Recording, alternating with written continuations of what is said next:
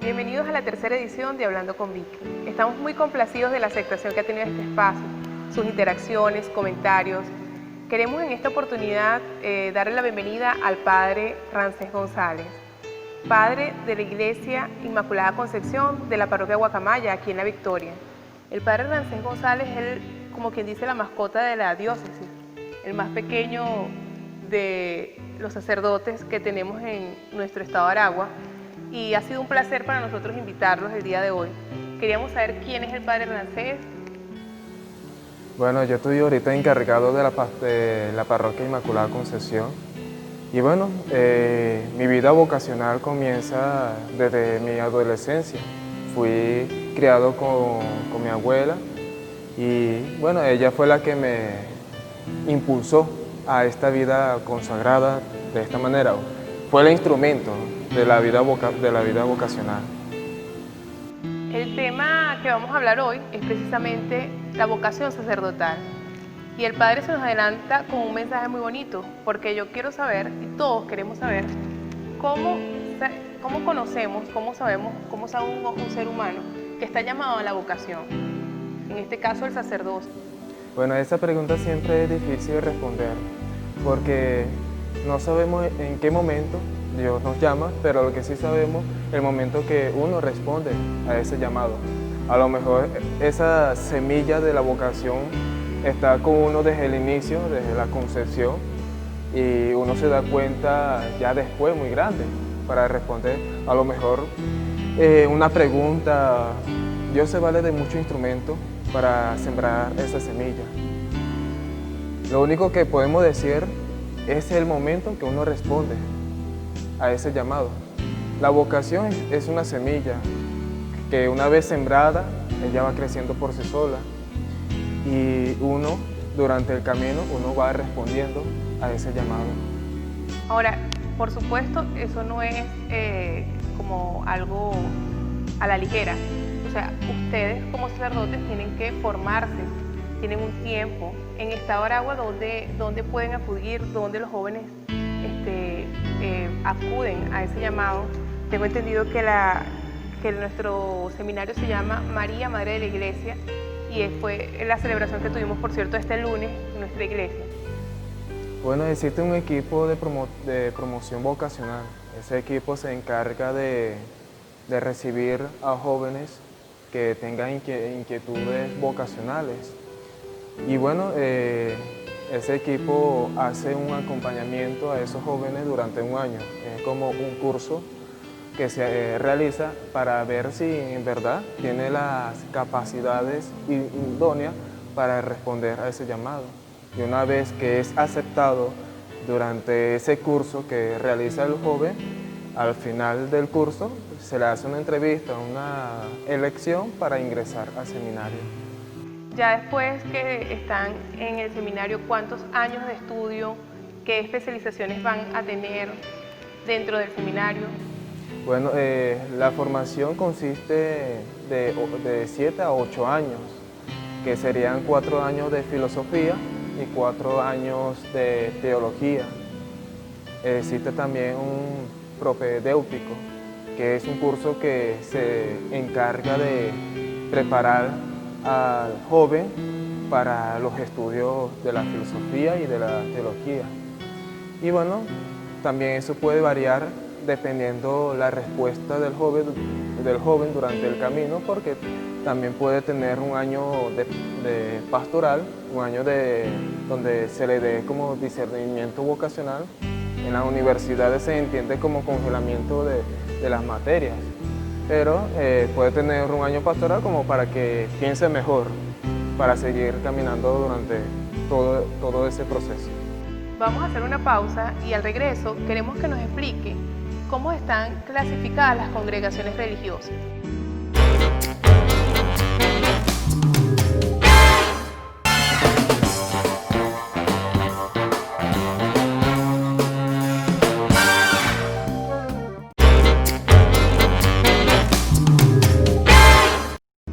Estamos de regreso y queremos que el padre nos explique un poquito qué son las congregaciones religiosas. Hay una gran diversidad de congregaciones que existen dentro de la iglesia. como son los franciscanos, carmelitas,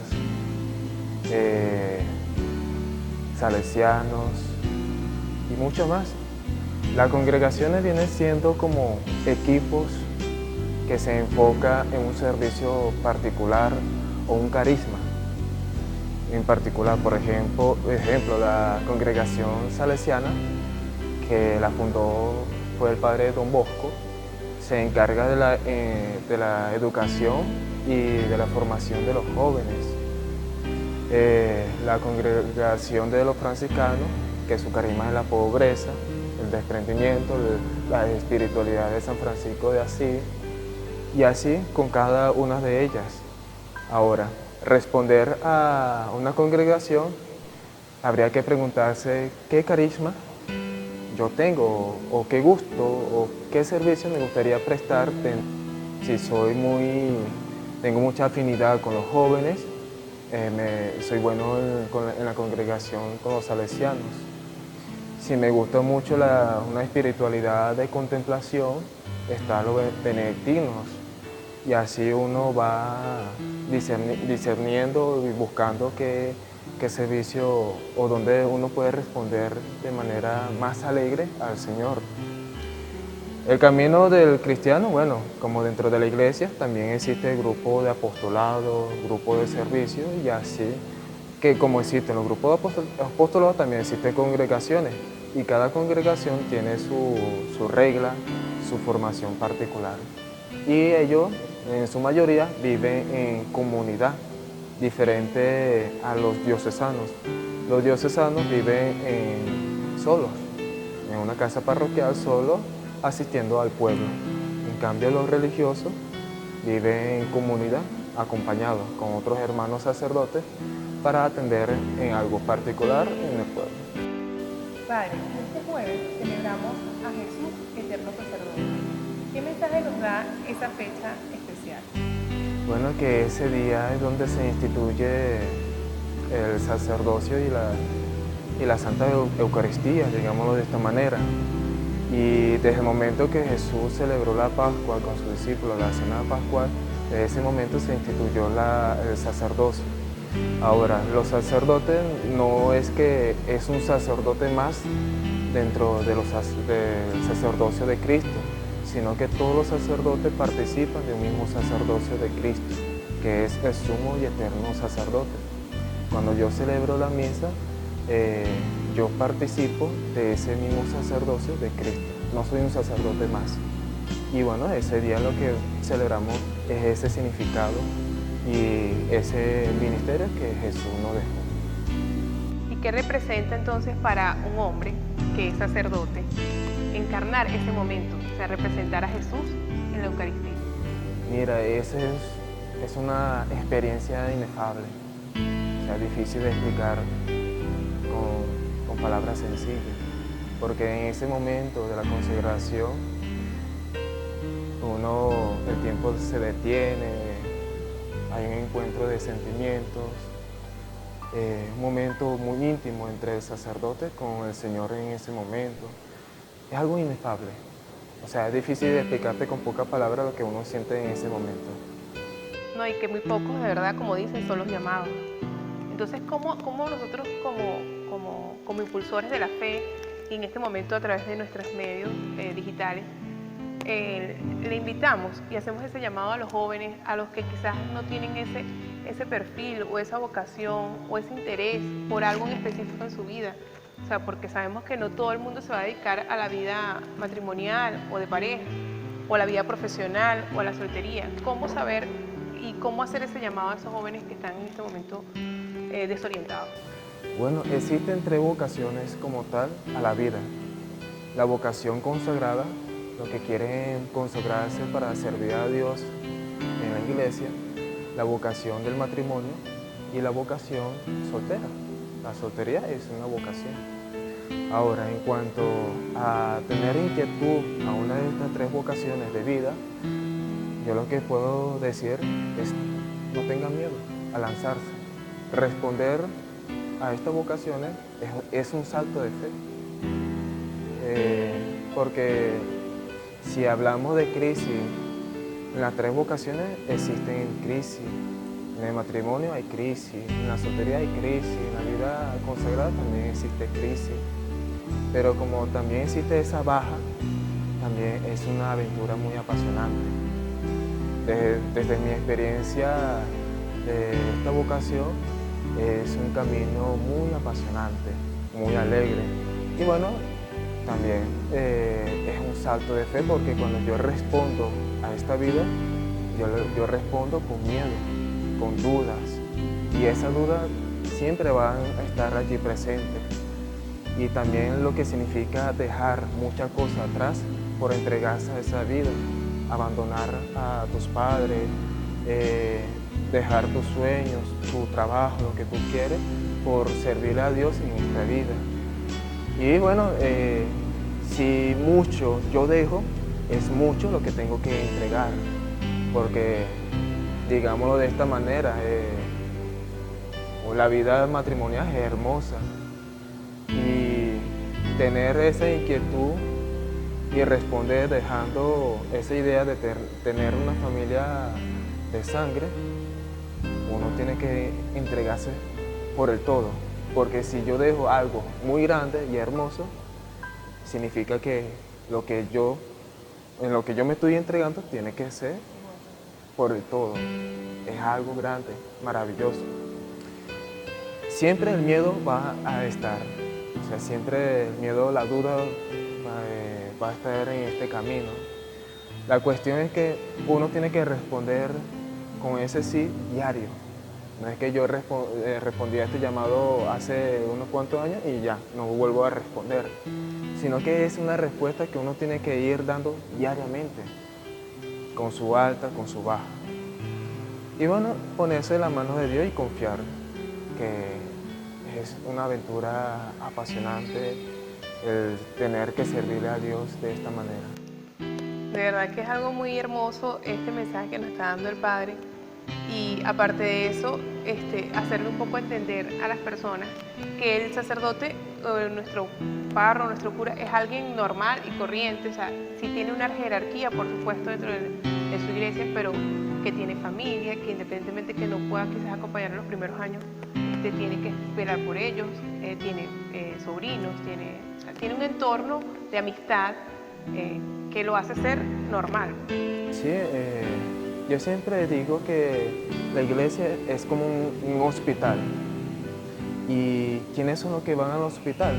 Los enfermos. Ahora, los médicos. ¿Quiénes son los médicos? Personas que también se enferman. Hay médicos que también tienen vicio, hay médicos que también están enfermos. Y no porque estén enfermos, la medicina que ellos recetan sea mala. Es lo mismo que podemos aplicar con el sacerdote y con la iglesia. No porque el sacerdote sea un pecador, los sacramentos sean inválidos o lo que enseña sea inválido. Porque a la final, bueno, todos somos pecadores. Todos los que asisten a la iglesia son pecadores. Y a la final la obra es de Jesús, no es nuestra. El quien obra, el quien santifica, el quien gobierna es Jesús. Por medio de nosotros somos, como decir, unos instrumentos que somos fáciles de quebrarse, de barro, para contener un tesoro muy grande. Y hay que tener siempre presente eso. Yo soy pecador, pero no porque yo sea un pecador, las enseñanzas de Cristo no sean válidas, los sacramentos no sean válidos. Y es lo que el fiel tiene que siempre enfocarse, la centralidad en la búsqueda de Cristo. No seguir al sacerdote, sino seguir a Cristo, porque Cristo es el quien hace la obra. No, y que otra de las dudas también es que a veces que la santificación no es precisamente para un religioso o para alguien que está metido, puede ser para un laico, o sea, cualquier persona que haya entregado su vida o que haya demostrado con su vida. Claro, una de las características que debe tener todo lo que tiene vocación, o la vocación, indiferentemente de lo que sea, es la alegría. O sea, si vas a hacer algo que te gusta, eso tiene que darte mucha alegría. Nunca uno va a hacer algo que no le gusta.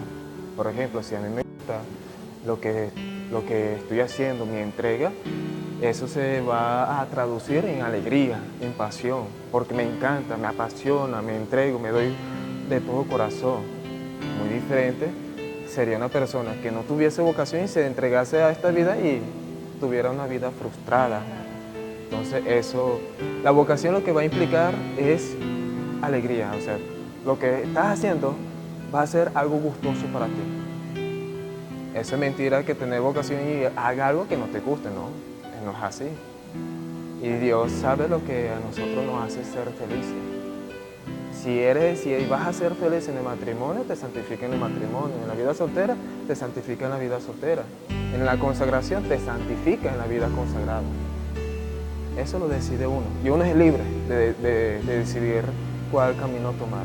No es que Dios va a llegar y te va a poner una pistola encima y te va a decir, tienes que hacer esto, no. Dios te da las opciones, porque las opciones que Dios da es como un papá que le dice al hijo, yo quiero que tú seas feliz.